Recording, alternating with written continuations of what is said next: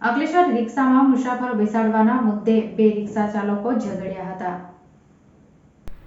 બનાવની વિગત અનુસાર અંકલેશ્વર તાડફળિયામાં રહેતા મોહસિન ખાન પઠાણ રિક્ષા ચલાવી પરિવારનું ગુજરાન ચલાવી રહ્યો છે। ગત રાત્રિના 11 વાગ્યાના અરસામાં પિરામણ નાકા પાસે તેઓ રિક્ષામાં મુસાફરી બેસાડી રહ્યા હતા। તે દરમિયાન કસ્બાથી વાડ સબ જેલ પાસે રહેતા અન્ય રિક્ષા ચાલક રફીક ઇરફાન શેખ સાથે મુસાફર બેસાડવાના બાબતે ઝઘડો થયો હતો, જેમાં રફીક શેખ એ મોહસિન ખાન પઠાણને જોરથી છાતીના ભાગે ધક્કો મારતા મોહસિન પઠાણ રોડ ઉપર પટકાયા હતા અને બેભાન થઈ પેન્ટમાં જ શૌચ કરી દીધું હતું।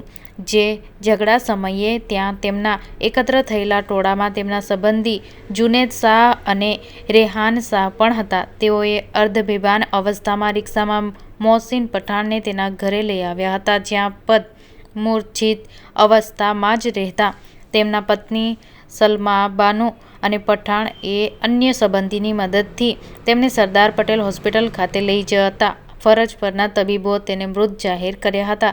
ઘટના અંગે સલમા બાનુ દ્વારા અંકલેશ્વર શહેર પોલીસ મથકે જાણ કરતા પોલીસ કાફલો સ્થળ ઉપર દોડી આવ્યો હતો અને પ્રાથમિક સલમા બાનુ પઠાણની ફરિયાદ આધારે રફીક ઇરફાન શેખ વિરુદ્ધ હત્યાનો ગુનો નોંધી મૃતદેહને પેનલ પોસ્ટમોર્ટમ માટે મોકલી આપ્યા હતા, તેમજ એફએસએલ તપાસ સાથે વિસેરા લઈ સાયન્ટિફિક તપાસ શરૂ કરી સ્થળ પર પંચકેસ કરી આજુબાજુના સીસીટીવી મેળવ્યા હતા, તેમજ ફરાર હત્યારા રિક્ષા ચાલક રફીક શેખને ઝડપી પાડવાની કવાયત શરૂ કરી હતી। ડીવાયએસપી ચિરાગ દેસાઈના માર્ગદર્શન હેઠળ પીઆઈ એચબી ગોહિલને તપાસ શરૂ કરી અલગ અલગ ટીમ બનાવી ગણતરીના સમયમાં હત્યારા રિક્ષા ચાલક રફીક શેખને ઝડપી પાડ્યો હતો અને તેની ઉલટ તપાસ શરૂ કરી હતી।